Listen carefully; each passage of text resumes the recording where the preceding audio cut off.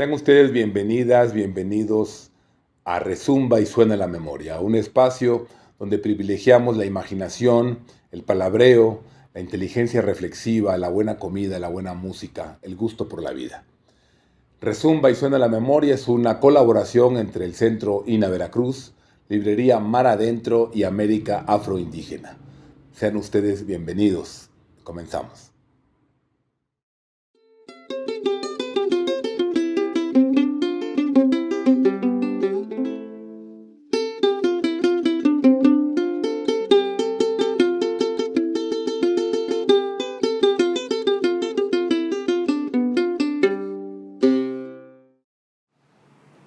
Sean bienvenidas, bienvenidos a otra emisión de Rezumba y Suena la Memoria, este espacio donde nos gusta conversar con creadoras y creadores, personas sensibles, inteligentes, pensantes, buena onda, de la vida cultural de este país. Así que me da mucho gusto en esta ocasión estar con Hugo Arellanes Antonio, un fotógrafo, un joven fotógrafo con un trabajo muy interesante, y vamos a platicar en esta ocasión sobre su quehacer profesional, su vida y otros quehaceres.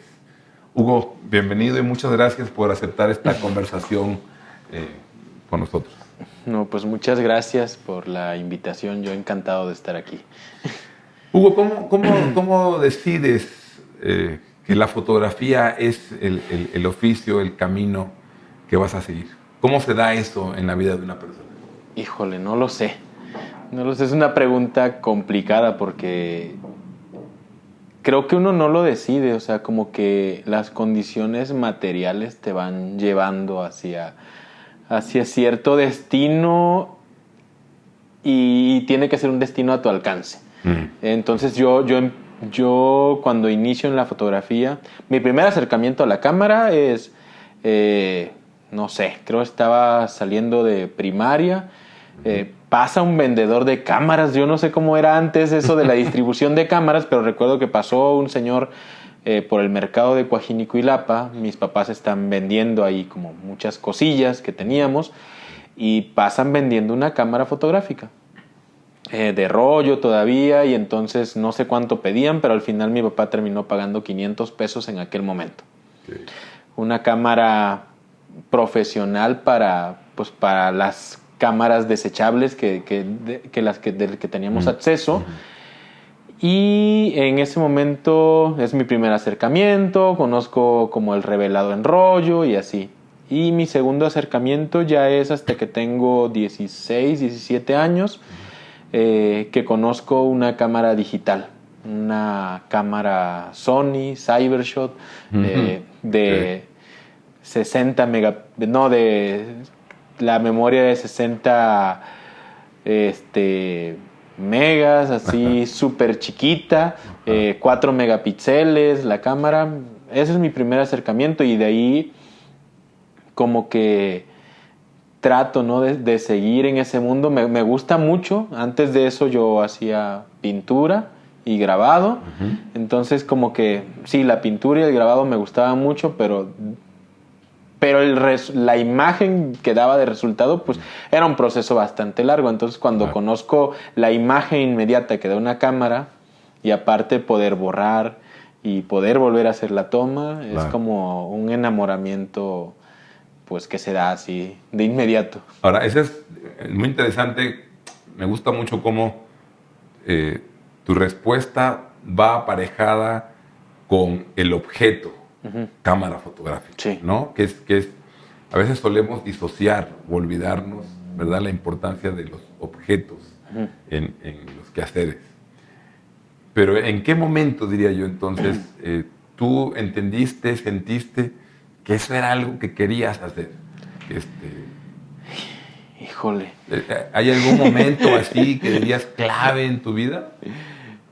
No lo sé, porque justo es un cuestionamiento que uno se va haciendo en el día a día, con esta cosa de ser de pronto también freelance, que dices, ¿y me voy a dedicar a esto toda la vida?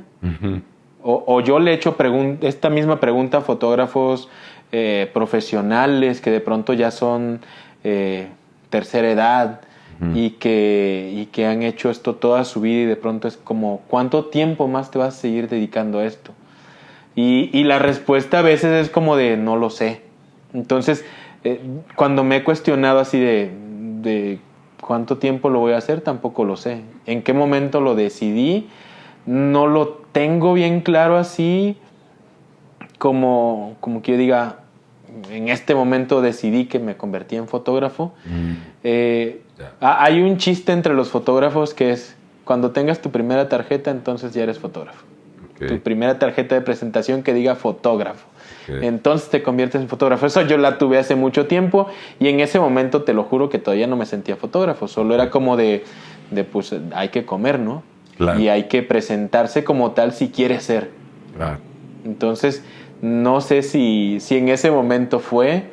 De hecho, yo hice una exposición en Cuaji en algún momento, creo que fue como por el 2010, 2012, en el Museo de Cuaji. Y yo todavía no me sentía fotógrafo, solo me dijeron, ¿quieres exponer unas imágenes? Y yo, pues va, pero no me sentía fotógrafo, porque aparte, cuando yo preguntaba, ¿pero qué expongo? No me dijeron, pues lo que tú quieras exponer. Yo todavía no tenía una conceptualización de mi trabajo, ni de qué quería hacer. Entonces fue como de, pues las imágenes bonitas. Claro. Y así fue. O sea, entonces todavía no tengo una fecha exacta. Claro. ¿Y cómo es sentirse fotógrafo? ¿Cómo dirías tú que es sentirse fotógrafo? Ahora, ¿cómo es sentirse fotógrafo? Mira, ser fotógrafo ahorita, al menos dentro del medio que me muevo, que tiene que ver con lo documental, lo conceptual, de pronto como lo artístico, así, tiene que ver con una gran responsabilidad política. Okay. Porque cada fotografía que haces, cómo la enuncias, cómo te enuncias tú desde el momento que estás haciendo la presentación de esa imagen, tiene que ver mucho con lo político, porque ahora ya no solamente se juzga la imagen, sino se juzga el quehacer de la persona que hace la imagen. Entonces siento que ¿cómo se siente ser fotógrafo? Mucha responsabilidad, y mucha responsabilidad política a la hora de enunciarte. Quisiera agarrar ese hilo que acabas de señalar, que es el ponerle nombre a las fotografías, ¿no? Para quienes nos gusta contar historias, es el cómo le pongo a la historia, ¿no? Es una parte fundamental. Todas las fotografías, todas tus fotografías llevan nombre, y cómo es ese proceso de ponerle, o cómo decides ponerle a algunas imágenes título, nombre, o algunas no. ¿Cómo es eso? La mayoría de mis imágenes no tienen nombre, pero hago como series. Entonces, quizás dentro de esa serie la mayoría no tiene imágenes, pero la serie sí tiene un nombre. Entonces, y eso lo decido de acuerdo al tema que estoy trabajando. Entonces, por ejemplo, ahorita hay una serie que se llama Despedimento, ¿no? Y que tiene que ver con un miedo de infancia, que es el miedo al fin del mundo, un miedo que nos han inculcado desde las películas, desde la religión, desde muchos sentidos nos han inculcado que en algún momento viene un fin del mundo, ¿no? Y entonces es un miedo con el que yo viví mucho tiempo, ¿no? Claro. Incluso la noche del 2000, no sé si te acordarás, ¿no? Que estaba muy sonado que, no, pues el cambio de milenio y el fin del mundo y una nueva era. Y pues en ese momento mis papás eran muy religiosos, y entonces como que te van metiendo ese miedo bíblico ahí de algo va a pasar. Y yo recuerdo que lo sufrí esa noche, así como de, ay, vamos a morir. Después, el 2012, la predicción de los mayas, el fin del mundo otra vez se hace presente, y para mí era como de bien, bien feo, porque sí me daba miedo. Entonces, una forma bastante amorosa de mis padres era decirme, hijo, el fin del mundo está ocurriendo todos los días. Lugares donde hay inundaciones, se acaba el mundo, donde hay incendios forestales enormes, se acaba el mundo, donde hay terremotos, se acaba el mundo. Y decía él como de, pues nosotros los negros de aquí de la costa aún no tenemos una fecha del fin del mundo.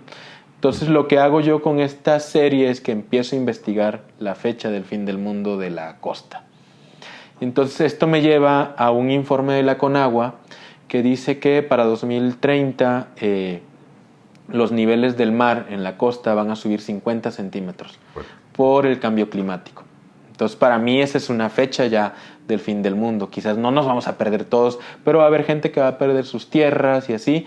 Y entonces hago un contraste entre cambio climático y personas afrodescendientes y sus desigualdades con otras poblaciones, ¿no? Entonces, esa, por ejemplo, ahí sí le puse. Y Despedimento, que es así como se llama la serie, tiene que ver con un rezo. Ahorita no recuerdo bien la fecha, pero es una canción que se echa en todos los rezos, que empieza como: adiós, mis señores amos, ya me voy al triste olvido. Adiós, mi casa querida en donde estuve tendido. Adiós, mi esposa y mis hijos. Entonces es un rezo que tiene, no sé, como unas 10, 12 estrofas, pero a mí lo que me hacía ruido cuando escuché el rezo, porque lo escuché de casualidad, mi mamá me invitó a un rezo, me dijo: acompáñame. La acompañé y de pronto empieza el despedimento. Y cuando dice: adiós, mis señores amos, mi primer cuestionamiento fue como de: ¿por qué si me estoy muriendo? O bueno, ¿por qué si ya me morí me tengo que despedir del amo? Entonces para mí esto da fe del proceso de esclavitud que se vive en la región. Porque primero te despides del amo, después de la casa y después tu esposa y tus hijos, que yo considero que deberían ser como lo más importante a la hora de despedirte. Ahora, amo lo entiendes como un propietario de personas. Sí. Esa es la forma de entender. Sí, así lo entiendo yo. Okay. Quizás el escritor de esa canción no lo entendía así, pero yo así lo interpreto. Sí, justo para entenderlo. Y para mí me da fe pues de este proceso de esclavitud. Entonces hago una combinación ahí entre creencias, cambio climático y afrodescendencias. Claro. Entonces la mayoría de las fotos de esa serie no tienen nombre, o sea, por individual no tienen nombre, pero por conjunto se llaman Despedimento. La serie Despedimento. Oye, has mencionado en un par de ocasiones, y quisiera detenerme un momento en esta parte del quehacer profesional para ir a la parte más personal, familiar. Has hablado de Coajinicuilapa. ¿Dónde están tus recuerdos de infancia asociados a Coajinicuilapa y a tu historia personal y familiar? ¿Qué recuerdos tienes? Okay.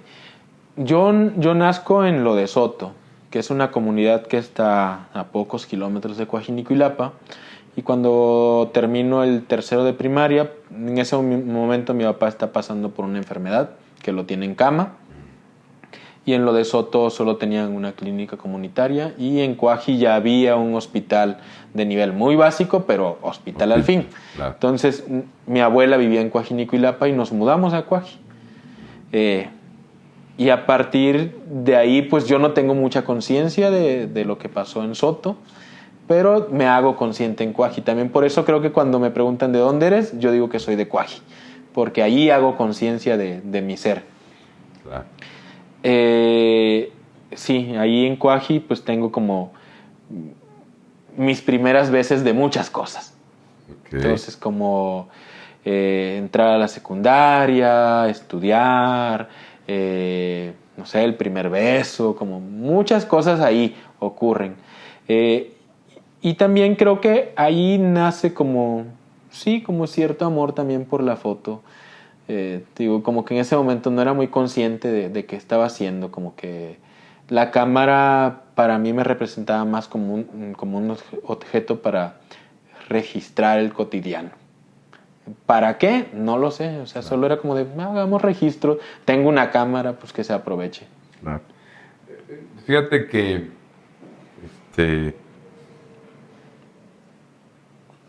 es interesante para mí cómo nuestra memoria se desplaza a través del tiempo, ¿no? Como cosas, experiencias que uno tuvo en algún momento se olvidan, y otras que en su momento no parecen haber tenido un papel tan importante, con el tiempo se resignifican y uno las recupera con una fuerza increíble.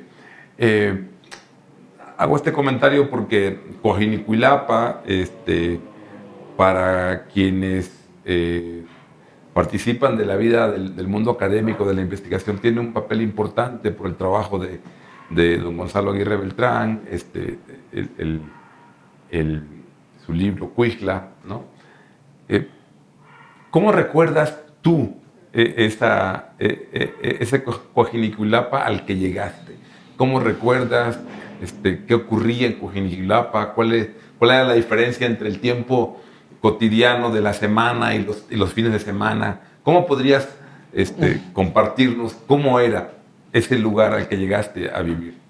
Bueno, pues primero mis abuelos han sido comerciantes de toda la vida. Tanto mi abuela materna como mi abuela paterna. Entonces, comerciantes, y creo que pues así también se conocen mis padres. Entonces, cuando yo llego a Coajinicuilapa, pues mi abuela materna tenía un puesto en el mercado. Entonces, para mí era como que antes de ir a la escuela teníamos que ir al mercado a estar ahí atendiendo el puesto.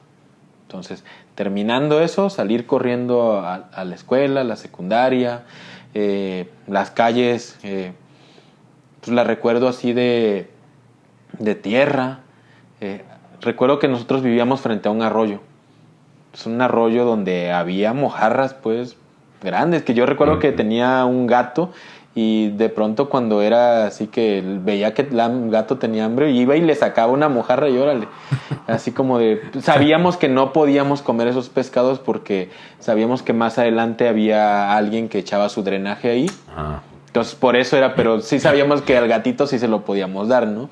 Entonces como que era un arroyo con mucha vida, no sé, los vecinos súper tranquilos, lo recuerdo, sí, como que teníamos como un vínculo. Mi papá siempre ha sido como muy amiguero, entonces como que eso, que mi papá sea muy amiguero, hacía que nosotros los hijos fuéramos como de, pues los hijos de Fabián y todo tranquilo, ¿no? Contrasta ahora, ¿no? Como esta situación en la que estamos viendo en muchas partes del país, pero me quiero abocar como a Cuaji, pues es una zona muy violenta ahora. O sea, la violencia está súper rebasada. De pronto, no sé, lo platico con amigos que viven aquí en la ciudad, o a veces con mi hermano que con el que platico mucho, y le digo, güey, yo cada vez que voy tengo menos amigos. O porque ya se fueron del pueblo o porque ya los mataron. O sea, de mis mejores amigos los han matado sin deber nada, solo porque no respetan las reglas de la gente que controla la población, ¿no? ¿Y está asociado esto al narcotráfico? Sí, totalmente. O sea, por ejemplo, uno de mis amigos lo asesinan porque él trabajaba un taxi y le dijeron... mañana ningún taxi sale del pueblo porque va a haber como toque de queda, y él pues por esta necesidad que tiene uno de trabajar, pues dijo, pues yo me voy a ir aunque sea 2, 3 pasajitos, y pues nada, salió en el taxi y lo mataron porque dijeron, te dijimos que no podía salir ningún taxi. Y ese es el Coajinicuilapa de hoy, pero no era el de tu infancia, era distinto. No, para nada. O sea, era que uno podía estar 1, 2 de la mañana jugando con los amiguitos en la calle. Pues la gente era súper tranquila, no había tanta violencia. Yo recuerdo una pelea de pandillas de mi barrio.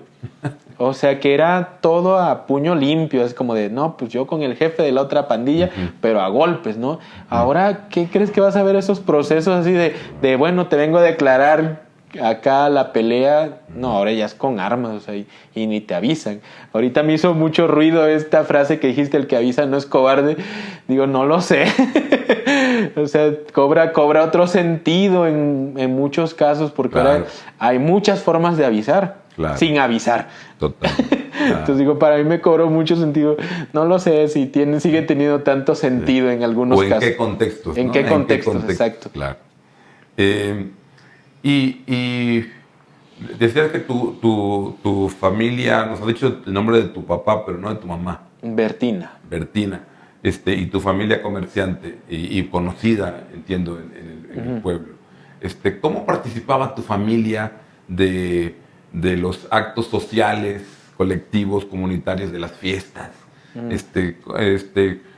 ¿Puedes hablarnos un poco de la parte, digamos, de los eventos relevantes del pueblo cuando tú eras muchacho? Pues mira, ahí como quizás los puedo categorizar como en dos eventos que para mí hicieron relevancia, que uno es la Feria del Pueblo, que es entre febrero y marzo, segundo viernes de Cuaresma, según entiendo se mueve, dependiendo la religión.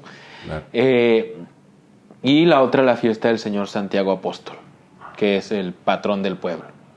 Entonces, en el caso de mi familia materna, ellos vienen de la montaña, de Xochistlahuaca, entonces como que son, no sé cómo definirlos, pero la población indígena es un poco más tímida, mi mamá es indígena, pero mi abuela paterna, pues ella es gente de ahí de Cuaji, toda su familia es de Cuaji, aparte pues el papá de mi papá es muy conocido en otras poblaciones, entonces el apellido Arellanes resuena ahí en esa región. Pero mi abuela paterna tenía como,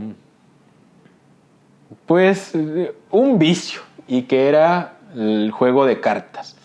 Entonces, como que eso, era súper conocida en el pueblo porque aparte era buena.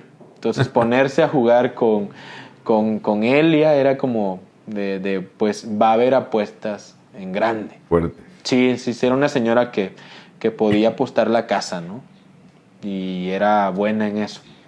Entonces como que mi familia era muy conocida, entonces como que también era muy invitada pues a las celebraciones, a la entrega de presentes, a estas fiestas pues como la del Señor Santiago Apóstol. Mi mamá también después en algún momento empezó a rezar como rezandora, ¿no? Entonces como que también es partícipe ahora de esta tradición de rezarle a los difuntos. ¿Tu abuela también era rezandora? ¿Dijiste? No, pero asistía. Pero asistía. Sí, porque creo que es como que se dividen, ¿no? Los grupos, es como la gente que va a rezar, la gente que va a beber, pero hay otro grupito que va a jugar a los funerales o a los rezos. Claro. Puede ser rezos de la Virgen o rezos de funeral. Claro. Entonces como que, y mi abuela era de las que iba a jugar. Yeah. Pero pues también era como, pues bien divertido, ¿no? Como aprendimos mucho de ella. Digo, no somos expertos como lo era ella, pero sí era como bastante agradable, ¿no? También porque éramos, no sé, al menos yo recuerdo que en el mercado donde atendíamos el puesto éramos como los nietos de Elia. Entonces como que éramos ahí señalados, pero implicaba un respeto, porque no sé, mi abuela la respetaba muchísimo. Una señora que imponía. Qué importante. Por su carácter. Claro, qué importante es esa identidad, ese cobijo que te da la organización familiar, ¿no? Es decir, el decir, él es hija, ella es hija, él es hijo, nieto, nieta de, ¿no? Y ese es un arropamiento que uno, ¿no? Y una seguridad que uno tiene. Porque de alguna manera te ubica, ¿no? Es decir, sí. Yo recuerdo mucho cuando iba al pueblo de mi mamá, a Chahuites, que en el mercado me decían, tú eres hijo de Elvira, tú eres hijo de Elvira. Y es esta dimensión, ¿verdad?, relacional, que cómo te ayuda a ubicarte. Sí, y esto me recuerda un poco lo que me estás contando. Te sitúa en un cierto estatus, porque no sé si tu familiar es ladrón o tiene algún defecto, igual van a decir, es hijo de, y ya te ubican. Entonces, te digo, mi abuela sí era como una persona muy respetada, y así nos ubicaban, pues, como los nietos de Elia. Y aparte, ella de pronto fue líder sindical en el mercado, entonces era como alguien con poder dentro del mercado.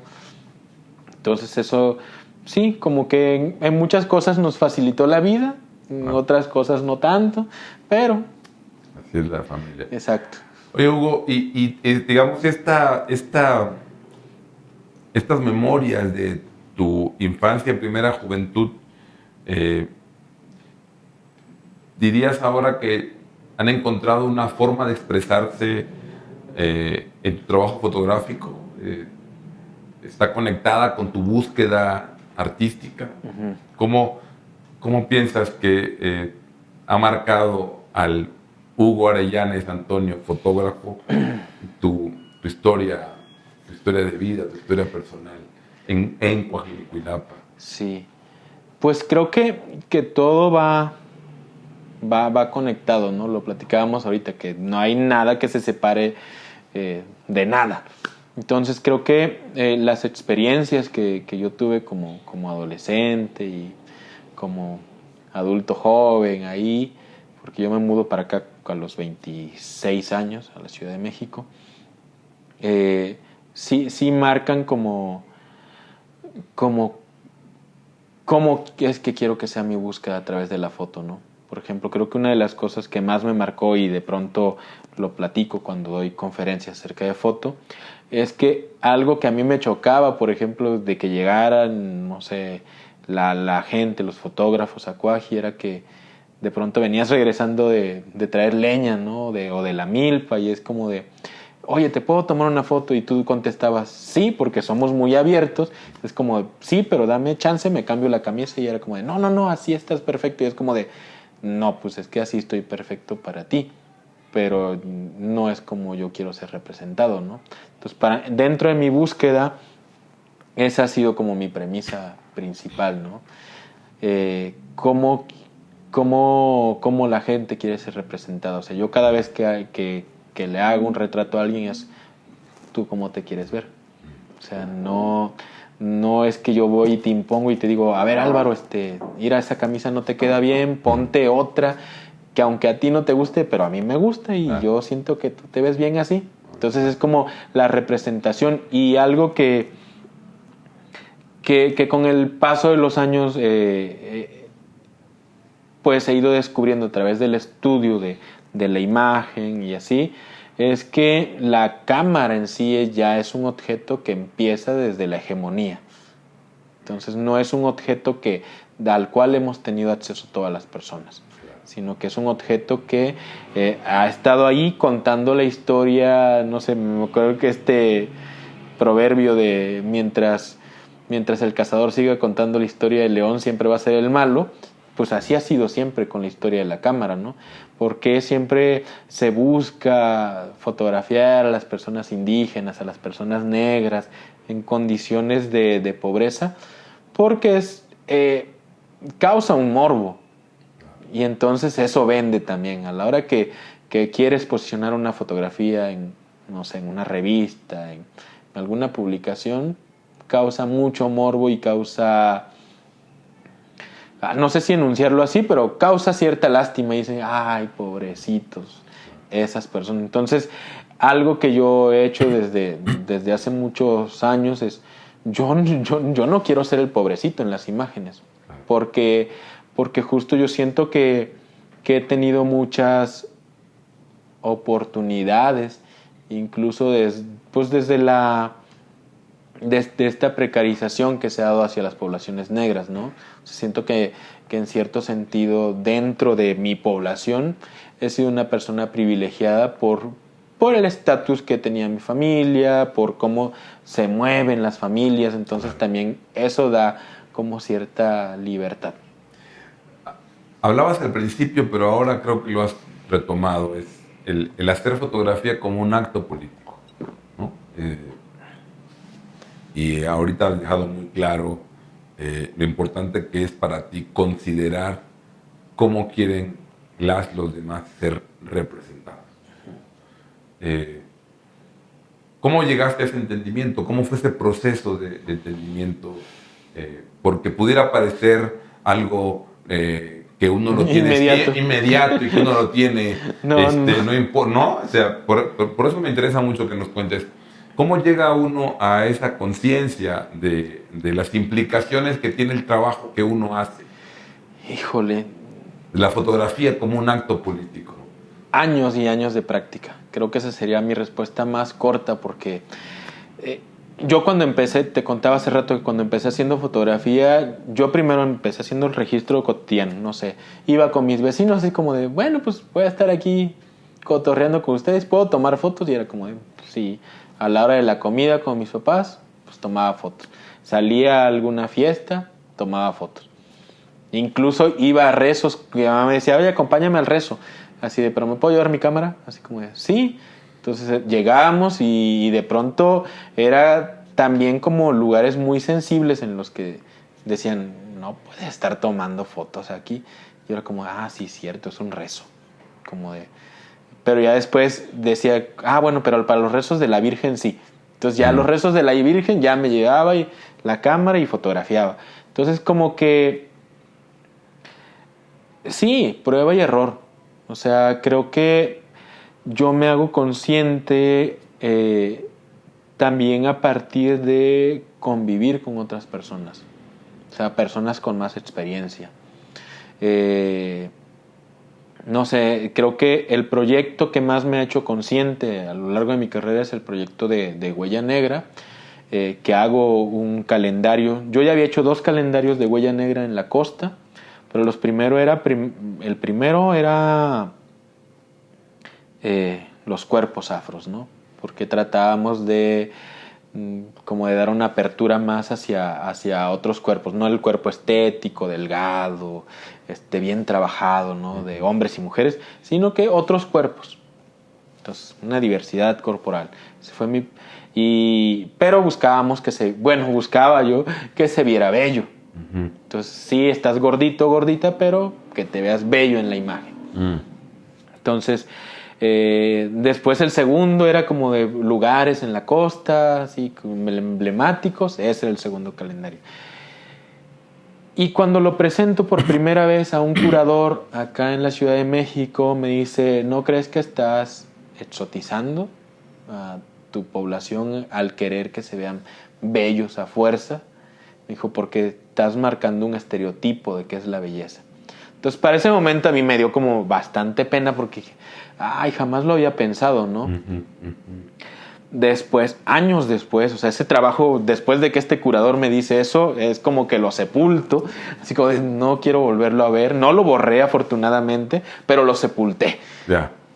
Años después, hablando con un fotógrafo costarricense, pues me preguntaba justo de mis inicios. Le digo, no, pues sí, y este fue mi primer trabajo. Y él me dice, ¿desde quién viene el estereotipo de lo exótico? Dice, ¿vino desde ustedes cuando estabas haciendo ese trabajo? Y yo, no, pues es que en realidad no. O sea, lo que yo quería era justo decir que los negros somos bellos. Porque también se nos ha negado el concepto de belleza. Totalmente. Entonces, y decía él, ¿y entonces por qué te apenaste? Digo, no, porque me dijo que estaba exotizando. Me dijo, pero si tú no lo estabas haciendo, en tu definición del trabajo no era así. Me dijo, sácalo y vuélvelo a publicar. Y entonces ya lo volví a publicar. Y en 2017 sale el estudio de movilidad del INEGI que dice que tus aspiraciones laborales y de vida dependen de tu color de piel. Y tenía poquitas semanas que yo había ido cubro eventos sociales, y había ido a una boda y se me acerca una niña de 4 o 5 años y me dice, ¿por qué estás de ese color? Y viene la mamá y le dice, chamaca grosera, la jala del pelito y le da una palmada. Y entonces dije, wow, qué loco, ¿no? O sea, que la señora, en lugar de alientar esta curiosidad de la bebé, y decir, no, pues hija, mira, puede haber diferentes factores. La reprende por su curiosidad. Entonces sale el estudio de movilidad y es como de... Yo lo primero que me pongo a pensar es como de... ¿Qué hubiera pasado si hubiera leído este estudio de movilidad? Que tiene muchas verdades, pero también como fue enunciado por el director del INEGI en ese momento, daba mucho que desear. Yo decía, si yo hubiera sabido que mis aspiraciones laborales y de vida dependían de mi color de piel, yo no hubiera estudiado. Yo hubiera dicho, pues ya me dedico a lo que me tenga que dedicar. Porque aparte, el estudio, como lo enunciaba el director del INEGI en ese momento, era como de, y el máximo de la gente morena es ser obrero. Claro. Entonces yo sé como de no. Entonces, en ese momento cobro mucha conciencia del valor que se asigna a los colores de piel. Y saco este calendario de 2018, donde lo primero que hice fue como de, ok, si el INEGI está diciendo que está pasando esto, lo que yo quiero hacer es mostrar que habemos muchas personas negras profesionales, claro, y que estamos aportando de una u otra manera a la vida en México. Claro. Porque también eso es algo que se nos ha negado a través de la historia, como los aportes como negros. Bueno, este país, digamos, para empezar, ha tenido una negación histórica a la población negra, a la población de origen africano, ¿no? Y es una historia que recién empezamos a levantar el tapete donde se ve el destello de luz, ¿no? De esa historia, y que es uno de los pendientes, ¿no? Es decir, como muchos de ustedes saben, en 2019 la Constitución fue reformada, se le agregó el inciso C al artículo 2 para reconocer a los pueblos y comunidades afro. Ese es un logro importantísimo a nivel jurídico, sí, pero el trabajo a nivel social y de imaginarios y de cuestionar estereotipos está recién comenzando, ¿no? Sí. Y en ese sentido, qué importante es, por ejemplo, el asunto visual. Y lo digo por qué importante es verse representada o representado, por ejemplo, en las fotografías, en sí, los medios, ¿no? Sí, sí. ¿Cómo has percibido, digamos, el impacto de estos calendarios y el proyecto Huella Negra en el reconocimiento o en el sentirse orgulloso de los tonos de piel, pero también de la historia y la memoria de las poblaciones y personas de origen africano en este país? ¿Cómo ha sido tu experiencia con este proyecto de Huella Negra? Pues mira, algo que me ha ocurrido, por ejemplo, la forma de distribución del calendario es como, donde lo puedo regalar, lo regalo, donde sé que la gente puede pagarlo, lo cobro, incluso solo se cobra como la impresión, no es muy costoso, 100 pesos a veces, sí, depende. Pero en los espacios académicos como secundarias, preparatorias, regularmente lo regalo. Entonces, pero va acompañado de una charla. Entonces, cuando siempre inicio con esta pregunta, es como de ¿quién de este salón se considera negro o negra? Al principio es 0. Después de explicar que los impactos que ha tenido la población negra en México, tanto en la música, en la gastronomía, en la historia política de México, al final siempre sale algún joven diciendo, pues mi abuela es negra, mi mamá es negra, creo que yo también soy negro, ¿no? Porque viene este proceso de orgullo, porque como siempre nos han enseñado que lo negro es malo, entonces, pues de tonto voy a ser negro, ¿no? Claro, totalmente. Entonces, pero cuando me cuentan la historia de todo lo que hemos hecho, es un cambio diferente. Entonces, este trabajo sí ha tenido, al menos hasta donde yo lo veo, tiene mucho impacto, pues en muchas poblaciones.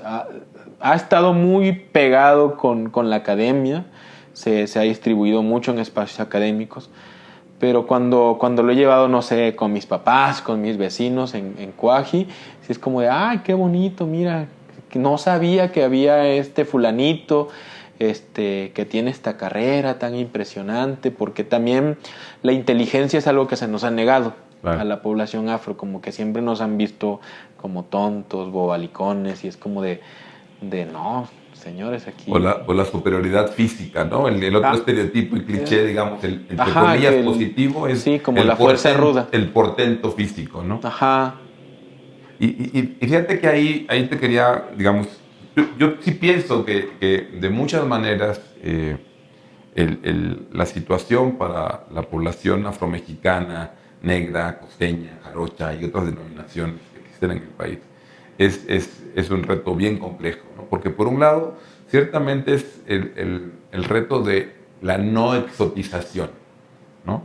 Y lo conecto con esto, es decir, mi lucha y mi conflicto permanente de siempre que van a hacer un evento para reconocer a los afros son festivales de música, de danza o artístico, ¿verdad? Pero no veo que haya convocatorias para discutir asuntos de salud pública, ¿verdad? Para discutir asuntos de economía, para discutir asuntos de el narcotráfico, para discutir asuntos de cambio climático, ¿no? Sí. Para eso, a la población de origen africano, afromexicana, y como se denomina, para eso no hay convocatorias, ¿verdad? Ahora que acaba de pasar, a fines de agosto, una conmemoración más, es festivales para que la gente baile. Y también ahí tenemos un problema de cómo, conservando estas dimensiones de la vida que son importantes para cualquier sociedad, pero cómo trascender ese lugar en el que nos quieren poner, ¿no? A la gente que reconoce su afrodescendencia.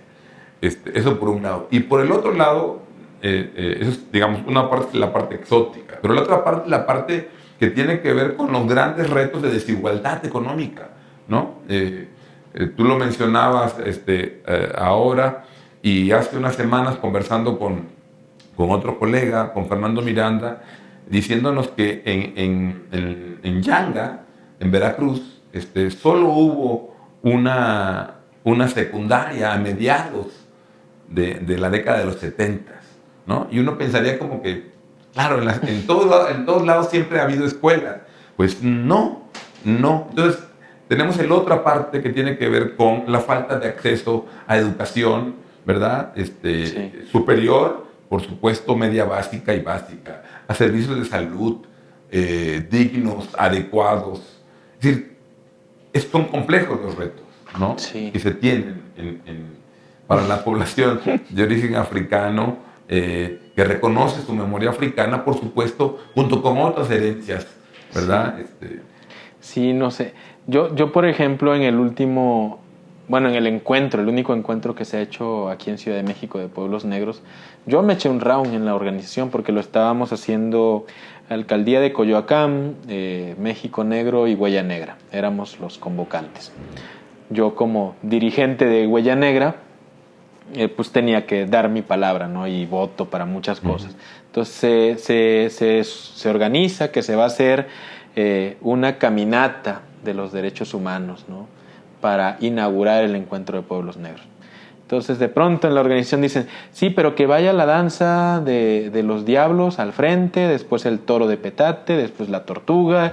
Y yo, oigan, esperen, o sea, si estamos organizando que vamos a hacer una caminata por exigir nuestros derechos humanos, aparte venía el conteo de 2020. Claro. Y era como es un buen momento para visibilizarnos, se acababa de dar el reconocimiento, entonces estábamos era el momento y era como no, pero es que las danzas son importantes. Y yo decía, sí, son importantes, pero en este momento creo que la coyuntura política exige que vayamos con las exigencias que tenemos para el 2020. Claro. Al final ganó la exotización. Totalmente. Sí. Dijeron, no, vamos a llevar las danzas primero. Y para mí fue como un trago amargo porque justo yo no lo pienso así. Yo, si ustedes ven como mi fotografía, he tratado de alejarme de lo exótico. De pronto sí, fotografío una danza, subo una foto al año de la danza, pero la mayoría está alejada de eso. ¿Por qué? Porque no quiero que la población afro, negra, sea identificadamente solamente por eso, ¿no? Claro. Porque digo, no, pues no es algo... O sea, es algo a lo que yo desde chico me he negado, como que digo, ok, sí, la danza es importante para mí, pero no es lo fundamental. O sea, creo que... Ni lo único. Exacto, ni lo único. Y entonces digo, pues yo siempre he querido como justo guiarme por otros posicionamientos. O sea, creo que desde chiquito me gusta mucho pensar, y entonces digo, pues esa también es una parte importante. Claro. O sea, yo no creo que, por ejemplo, Vicente Guerrero, José María Morelos hayan llegado a los puestos que llegaron bailando. Claro. No, sino llegaron porque pensaban. Era gente muy crítica, que se posicionaba, que ambicionaba más cosas. Claro. Entonces, para mí es como de las cosas que de pronto, ahora con el reconocimiento, la política pública de Estado vino a decirnos eso, ¿no? Es como de, ok, lo reconocemos, saquen sus danzas, saquen, bailen. ¿Saben? Y creo que para la población indígena fue igual. O sea, como que ahora es como de, ok, les organizamos un festival el Día de los Indígenas, pero traigan las danzas, bailen. Yo creo que deberían ser para otras cosas, ¿no? Decir, ok, hablemos de cuáles son los impactos del cambio climático, políticas públicas, agua, no sé, bosques, o sea, muchas cosas en las que tenemos que reflexionar en estos momentos. Y donde se tienen muchas cosas que decir. Sí. Y por decir y por construir. Hugo, ¿dónde puede las personas que estén viendo esta conversación, dónde pueden encontrar tu trabajo, dónde pueden observar tu trabajo? Tengo un perfil en Instagram, lo encuentran como @arellaneshugo, y la página de Huella Negra que está en Facebook. Ahí es donde comparto más mi trabajo que estoy haciendo alrededor de comunidades afrodescendientes, de problemáticas que se viven en la cotidianidad, y ahí como que... ¿Este 2023 habrá un calendario de Huella Negra? Estamos pensando mucho en ello.